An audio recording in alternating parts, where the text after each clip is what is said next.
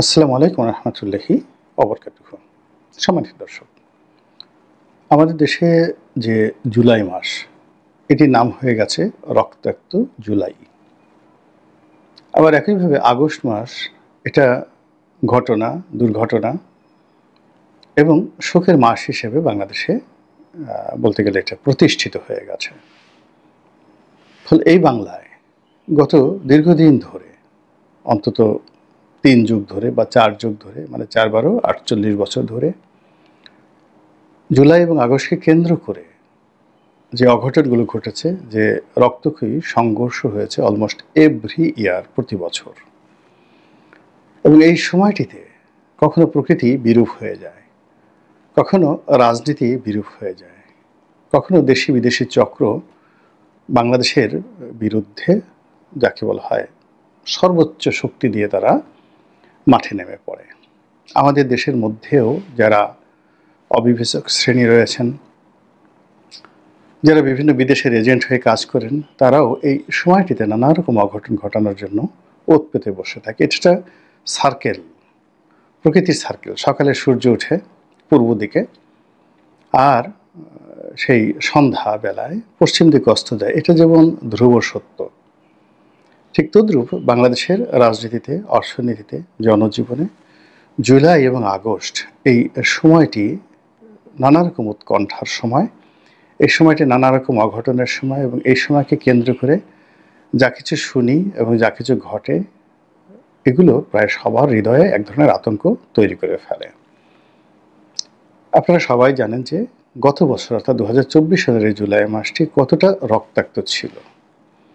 যে সকল ভিডিও এখন ঘুরে বেড়াচ্ছে, সেই হেলিকপ্টার থেকে বিভিন্ন বাহিনীর গুলি বর্ষণ, আন্দোলনকারীদের উপর সরাসরি গুলি বর্ষণ, অসংখ্য লাশ গুম করা, অসংখ্য লাশ প্রকাশ্যে পুড়িয়ে ফেলা, এবং শিশু হত্যা থেকে শুরু করে নারী হত্যা, এবং সাধারণ আমজনতা যেভাবে রাষ্ট্রীয় দমন পীড়নের ফলে ক্ষতিগ্রস্ত হয়েছেন, এই ক্ষতি আমরা অতীতে কখনো দেখিনি।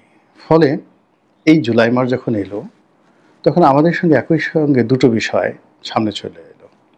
গত বছরের বিয়োগাত্মক ঘটনা, এবং এই বছর যে কোনো কারণে হোক, পরিবর্তিত পরিস্থিতিতে আমরা যারা আছি তারা বা সরকার, আমাদের জনগণের চাহিদা মেটানো, তাদেরকে সন্তুষ্ট করা, এটা তারা পারেনি। আর দ্বিতীয়ত, যারা পরাজিত হয়েছে তাদেরকে প্রতিরোধ করা, তাদেরকে প্রতিহত করা, তাদের বিরুদ্ধে ভয় জাগায় নিয়ে কোনো কর্মকাণ্ড করা, এটাও তারা পারেনি, সম্পূর্ণরূপে ব্যর্থ হয়েছে। তারা মামলা করেছে, মোকদ্দমা করেছে, জুলুম করেছে, অত্যাচার করেছে, কিন্তু এগুলোতে আসলে কোনো কাজ হয় না। কেউ যদি পরাজিত হয়, নৈতিকভাবে তাকে পরাজিত করতে হয়।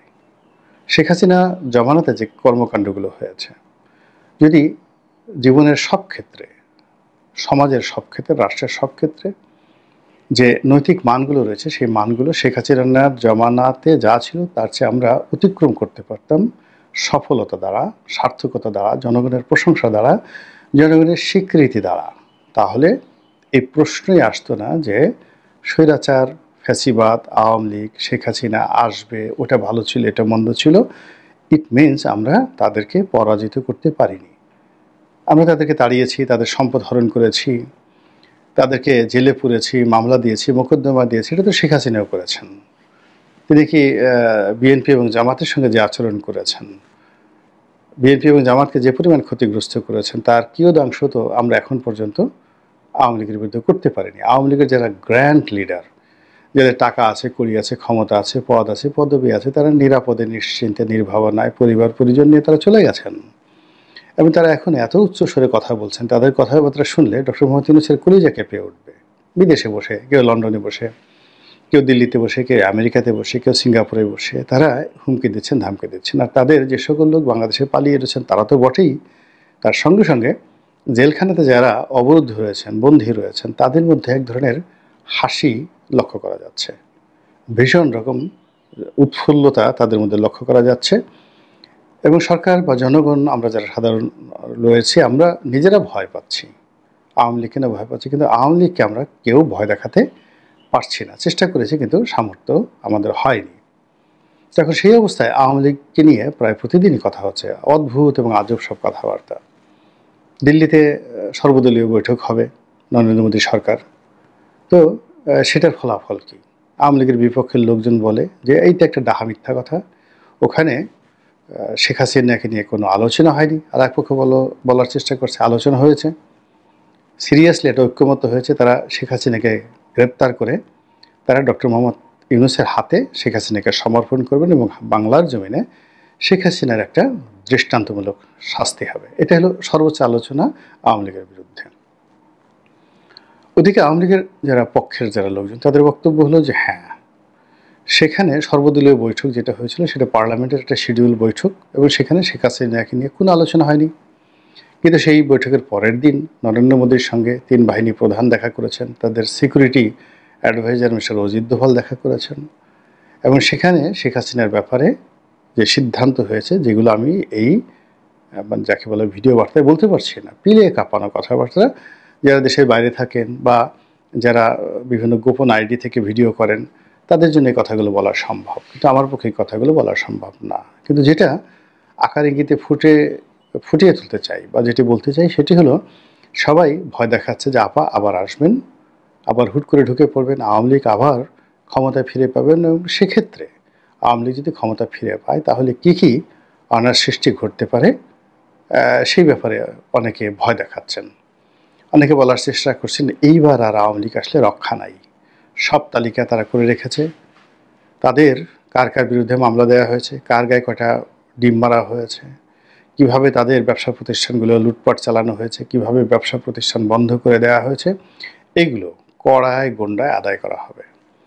শুধু টিট ফর ট্যাট নয়, কেউ যদি একটা দাঁত ভেঙে থাকে তার 32টা দাঁত ফেলে দেওয়া হবে, কেউ যদি একটা চর দিয়ে থাকে তাকে রীতিমতো মাটিতে পুঁতে সে আদিম যুগের মতো পাথর মারা হবে, যেন আগামী দিনে কেউ এই কাজ করতে সাহস না পায়। 32 নম্বর ভাঙা, বঙ্গবন্ধুর মূর্তি ভাঙা, তারপরে সেই মূর্তির সেই যে খোল মানে মাথার খোল যেটি, সেখানে প্রস্রাব করা, এই জিনিসগুলো গর্হিত কাজগুলো, এগুলোর সবগুলোর দাঁত ভাঙা জবাব আওয়ামী লীগ নেবে, এইরকম আতঙ্ক ছড়ানো হচ্ছে। এখন সেটা কি বিএনপির লোক ছড়াচ্ছে, জামাতের লোক ছড়াচ্ছে, ইউনূস সাহেব ছড়াচ্ছে, নাকি শেখ হাসিনা নিজে ছড়াচ্ছেন, এটা আমি জানি না। কিন্তু এই শব্দগুলো যাকে বলা হয় সকল পক্ষের জন্য একটা ব্যবসা হয়ে গেছে।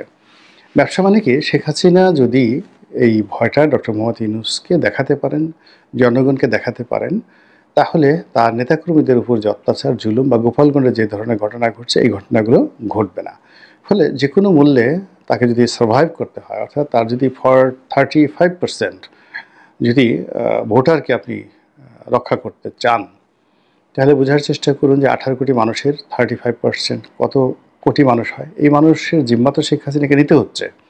তো এই মানুষকে রক্ষা করার জন্য মিথ্যা কথা বলা দরকার, অহমিকা করা দরকার, গালাগাল করা দরকার, রাজনীতি করা দরকার, পাকনামা করা দরকার, যা কিছু দরকার আওয়ামী লীগের প্রত্যেকটা লোক করবে, এটাই তো স্বাভাবিক।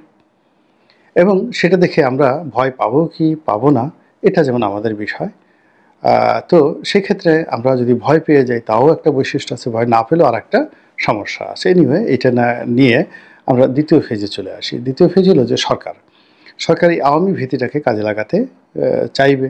সঙ্গত কারণই হলো যখনই এই আওয়ামী জুজুর ভয় দেখানো হবে অমনি রাজনৈতিক দলগুলো সব এক প্ল্যাটফর্মে চলে আসবে এবং ডক্টর মোহাম্মদ ইউনূসের হাতে হাত মিলিয়ে তারা একটা ঐক্যবদ্ধ যাকে বলা হয় সরকার ব্যবস্থা চালু করার চেষ্টা করবে। এর কারণ হলো মোরাললেস শেখ হাসিনার দ্বারা, আওয়ামী লীগের দ্বারা এখন যারা বিরোধী রাজনৈতিক পক্ষ রয়েছে তারা সবাই কম বেশি আহত হয়েছেন, নিহত হয়েছেন, তাদের মধ্যে অনেকেই, এবং অপমানিত লাঞ্ছিত হওয়ার পর প্রায় সকলের ব্যাকবোন শির দ্বারা ভেঙে দেওয়া হয়েছে। ফলে এখন এই মুহূর্তে গত 11 মাস ধরে রাজনৈতিক দলগুলো যে বিবাদ করছে, তারা যে সিদ্ধান্ত নিতে পারছে না, তারা যে ঐক্যমত্যে পৌঁছাতে পারছে না, এর মূল কারণটা হলো তাদের সে আত্মবিশ্বাসের জায়গা, চিন্তা করার ক্ষমতা এবং তাদের রুখে দাঁড়ানোর যে ক্ষমতা, যেটা প্রকৃতিগতভাবে আল্লাহ তাদেরকে দিয়েছেন। এই জিনিসগুলো মানবিক অত্যাচারে, মানবিক নয় ঠিক মানুষের অত্যাচারে, আওয়ামী সরকারের অত্যাচারে এই পুরো জিনিসটি তছনছ হয়ে গেছে। ফলে যখনই শেখ হাসিনার নাম আসে, আওয়ামী লীগের নাম আসে, এক ধরনের আতঙ্ক চারিদিকে ছড়িয়ে পড়ে এবং তারাই বলার চেষ্টা করছে যে আওয়ামী লীগ যদি ফিরে আসে ক্ষমতাতে তাহলে সেখানে কয়েক কোটি লোক তারা হত্যা করবে এবং এটা আওয়ামী বিরোধী শক্তি একটা রাজনৈতিক কৌশল হতে পারে মূলত নিজেদের মধ্যে ঐক্য রাখার জন্য এবং ঠিক সেম কাজটা কিন্তু আওয়ামী লীগও করেছিল। তারা বারবার ভয় দেখাতো নিজেদের নেতাকর্মীদের যে এই দিন নয়, আরও দিন আছে, আমরা সারা জীবন ক্ষমতায় থাকবো না, ক্ষমতা ছেড়ে আমাদের চলে যেতে হবে। আর আমরা যদি ক্ষমতা থেকে চলে যাই, বিএনপি যদি ক্ষমতা আসে, আমাদের 10 লাখ লোককে মেরে ফেলবে। কাজেই এই মৃত্যু ঝুঁকি থেকে বাঁচতে হলে ছাত্রলীগ করো, যুবলীগ করো, আওয়ামী লীগ করো এবং সর্বশক্তি দিয়ে সরকারকে সহযোগিতা করো এবং শেখ হাসিনার হাতকে শক্তিশালী করো। এটা ছিল মোটিভ। তো ঠিক সেই মোটিভটা যদি ডক্টর মোহাম্মদ ইউনূসের সরকার করে থাকে, তাহলে এখানে তো আমি অন্যায় কিছু দেখছি না। থার্ডলি হলো যে এখানে রাজনৈতিক যে দলগুলো রয়েছে, বিশেষ করে বিএনপি এবং জামাত এই দুটো রাজনৈতিক দলের মধ্যে ভীষণ বিশৃঙ্খলা তৈরি হয়েছে। একে অপরের বিরুদ্ধে তারা বিষোদ্গার করছে এবং যা মুখে আসে তাই তারা বলছে। কিন্তু এটা কি শেষ, বা এটি কি শেষ পরিণতি?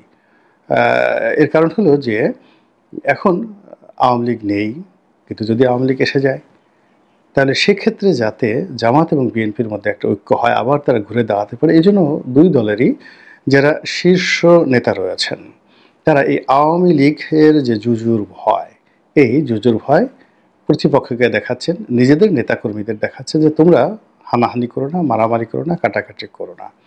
তো এই অবস্থাতেই কিন্তু রাজনীতি এগিয়ে চলছে, কূটনীতি এগিয়ে চলছে, সময় পেরিয়ে যাচ্ছে, আর আমাদের যে দৈনন্দিন জীবন প্রতিদিন সমস্যা সংকুল হয়ে পড়েছে। এরই মধ্যে নরেন্দ্র মোদীকে নিয়ে, ডোনাল্ড ট্রাম্পকে নিয়ে, পাকিস্তানের আসিফ মুনির বা শাহবাজ খানকে নিয়ে, এরদোয়ানকে নিয়ে, চীনের প্রেসিডেন্টকে নিয়ে, রাশিয়ার ভ্লাদিমির পুতিনকে নিয়ে আমাদের দেশে যে সকল আলাপ আলোচনা হচ্ছে, যে তাতে মনে হচ্ছে যে ওই সকল দেশের লোকজনের কোনো কাজ নেই, কর্ম নেই। তারা সারাক্ষণ শুধু বাংলাদেশ নিয়ে ভাবে, কবে শেখ হাসিনা ক্ষমতায় বসবে, অথবা শেখ হাসিনা যেন কোনো অবস্থায় বাংলাদেশের দিকে তাকাতে না পারে। পক্ষ এবং বিপক্ষের লোক তারা বোধহয় তাদের দৈনন্দিন যত কাজকর্ম আছে সব কিছু বাদ দিয়ে কেবল এই কাজই করে। এটি ইদানিংকালে আমাদের এই সমাজে ব্যাপকভাবে আলোচিত হচ্ছে। আর সবচেয়ে বড় ব্যাপার হলো মানুষের যে অভিব্যক্তি, মানুষের যে শক্তি বা সাহস, এটি মানুষ পায় মূলত তার অর্থনৈতিক সঙ্গতি থেকে। পকেটে টাকা থাকলে, ব্যবসা বাণিজ্য ভালো থাকলে, সচ্ছলতা থাকলে মানুষ অনেক কথা বলতে পারে, অনেক অসুস্থতাকে তারা জয় করতে পারে। কিন্তু যদি টাকা না থাকে পকেটে, আপনার খুব শরীর আছে, পেশিবহুল দেহ আছে, আপনি কাজ করতে পারবেন না। তো এখন সরকার বলেন আর বিরোধী দল বলেন কিংবা যে রাজনৈতিক শক্তি বলেন, সকলের মধ্যে অর্থনৈতিক সংকট প্রবল থেকে প্রবলতর হয়ে যাচ্ছে এবং সেই অর্থনৈতিক দৈন্যতার কারণে, সংঘাতের কারণে মানুষের মধ্যে ভয় আসে। এটা দুনিয়ার সবারই, এবং সেই ভয় থেকেই অনেকে ভাবছে যে আওয়ামী লীগ চলে আসতে পারে, শেখ হাসিনা চলে আসতে পারে এবং যাকে বলা হয় তারা যদি চলে আসে তাহলে বাংলাদেশে রক্তগঙ্গা বয়ে যাবে। তো আপনি যদি জিজ্ঞাসা করেন যে আমার মতামত কী, আমার মতামত হলো শেখ হাসিনা আসলে আমার কিছু আসে যায় না, না আসলেও আমার কিছু আসে যায় না। উনি যখন ছিলেন তখন আমি এইভাবে কথা বলেছি, উনি যখন নাই তখনও আমি একইভাবে কথা বলছি। ডক্টর ইউনূস থাকলেও আমার কিছু আসে যায় না, না থাকলেও কিছু আসে যায় না। আমি মনে করি আমি নিজেরটা খাই, নিজেরটা করি, পরিশ্রম করি এবং যত প্রতিকূল পরিবেশই হোক না কেন আমাকে তো পরিশ্রম করতে হবে এবং সেই প্রতিকূল পরিবেশের মধ্যে কম করে হলেও 3 বেলা রুটি রুজির ব্যবস্থা আমাকে করতে হবে। এই জন্য আমার মন, মানসিকতা, চিন্তা চেতনা আমি এই সবসময় কর্মের মধ্যে ব্যস্ত রাখি। আর কর্মের মধ্যে যদি কেউ ব্যস্ত থাকতে পারে তাহলে আশেপাশের যে সকল অহেতুক চিন্তাভাবনা, এগুলো নিয়ে কখনো তাকে দুঃখিত হতে হয় না। আমি দেশের প্রধানতম রাজনৈতিক দল যারা আছেন, ধরেন জামাতের আমির আছেন বা জনাব তারেক রহমান সাহেব আছেন বা শেখ হাসিনা আছেন, আমি সবসময় চিন্তা করি যে এই মানুষগুলো তারা কি হারিয়েছেন, কি বেদনার মধ্যে আছেন, কি অবস্থার মধ্যে আছেন। তো আমি আমার এই ছোট্ট একজন মানুষ, স্বাধীন দেশে আমি বা আমার মতন অনেকে, বা ধরুন আমাদের খেটে খাওয়া একজন মানুষ এই স্বাধীন দেশে, তার একটা ছোট পরিচয় আছে, জমি আছে, জমি না থাকুক একটা থাকার জায়গা আছে, ঘরে একটা বউ আছে এবং এই বাংলার মাটিতে তারা নিঃশ্বাস প্রশ্বাস নিতে পারছে। এটা অনেক বড় পাওনা বিদেশে পালিয়ে থাকার চেয়ে, বিদেশে গিয়ে আরামায়েশে কাটানোর চেয়ে। তো সেই দিক থেকে আমি নিজেকে সৌভাগ্যবান মনে করি যে আমার এই দেশে কে আসলো কে না গেল, কে কী করলো না করলো, এগুলো নিয়ে চিন্তা ভাবনার দরকার নেই। আল্লাহ যে আমাকে কাজ করার তৌফিক দিচ্ছেন, দুটো ডাল ভাত খাওয়ার সুযোগ দিচ্ছেন এবং প্রতিটা মুহূর্ত ব্যস্ত সময় পার করার যে সুযোগ আল্লাহ দিয়েছেন, এজন্য আল্লাহর দরবারে লক্ষ কোটি সুযোগ এবং শুকরিয়া।